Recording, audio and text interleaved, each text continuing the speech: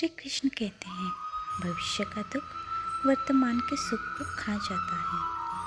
किसी गांव में एक सेठ रहते थे। वो अपने गांव के सबसे धनवान व्यक्ति हुआ करते थे। वो हर रोज़ पूरा दिन खूब मेहनत करते थे और अच्छा कमाते थे। एक दिन उन्होंने अपने मुनीम को बुलाकर अपनी आज तक की कमाई का हिसाब मांगा। मुनीम ने कहा कि मैं आपको आपकी अब तक की कमाई का हिसाब करके जल्द ही दे दूंगा।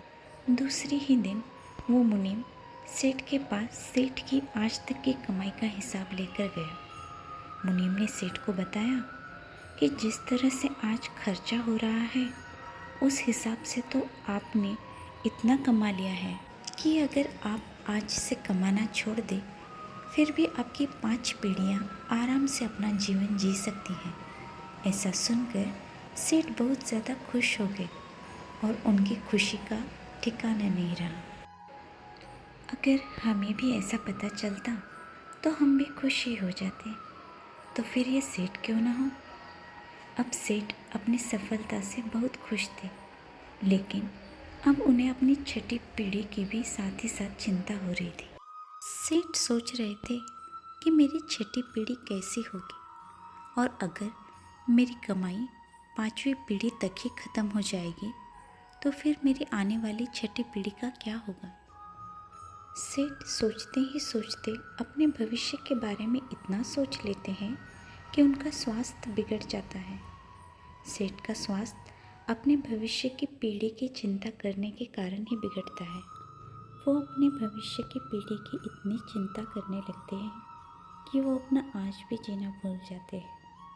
सेठ का एक दोस्त उन्हें मिलने के लिए आता है और सेठ की ये हालत देखकर उन्हें कहता है कि मैं आपको एक उपाय बताता हूँ।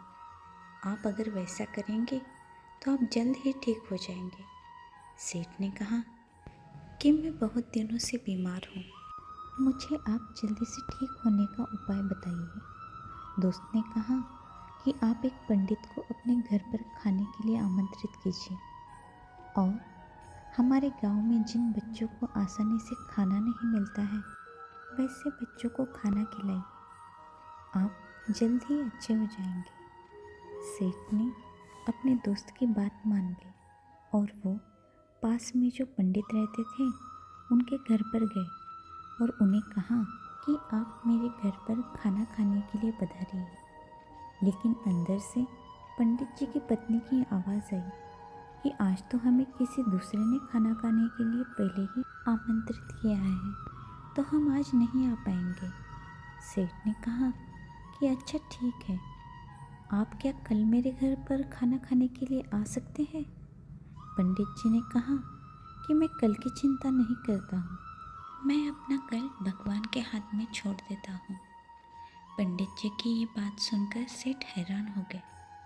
बाद में सेठ जैसे उनके दोस्त ने बताया था वैसे ही अपने गांव के उन बच्चों के पास जाते हैं जिन बच्चों को आसानी से दिन का एक टाइम का खाना भी नहीं मिलता हो। सेठ वहां जाकर उन बच्चों को खाना वितरित करते हैं और वो बच्चे बहुत ज़्यादा खुश हो जाते हैं।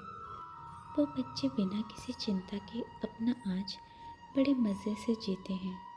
ये सब देखकर सेठ को समझ में आ गया कि कल की चिंता करने से खुद का ही नुकसान होता है। अब वो सेठ भी खुशी खुशी रहने लगे और अपने आज का आनंद लेने लगे और ठीक हो गए। राधे राधे।